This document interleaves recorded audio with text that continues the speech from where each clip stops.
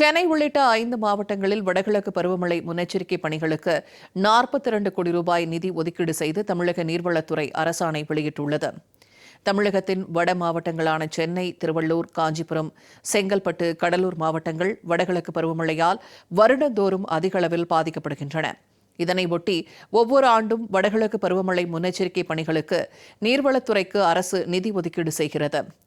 அந்த நிதியில் அடையாறு, கூவம் ஆறு, பெக்கிங்ஹாம் கால்வாய், ஓட்டேரி நல்லா, கொசஸ்தலை ஆறு, ஆரணி ஆறு, பாலாறு, வெள்ளாறு உள்ளிட்ட ஆறுகளில் தூர்வாரும் பணிகள் மேற்கொள்ளப்படுகின்றன. அப்பணிகளை மேற்கொள்ள நடப்பாண்டில் 42 கோடி ரூபாயை தாவேக அரசு நீர்வளத்துறைக்கு ஒதுக்கீடு செய்துள்ளது. இந்த நிதியில் சென்னை மற்றும் அதன் புறநகர பகுதிகளில் உள்ள 202 நீர்நிலைகளில் தூர்வாரும் பணிகள் மேற்கொள்ளப்பட உள்ளன.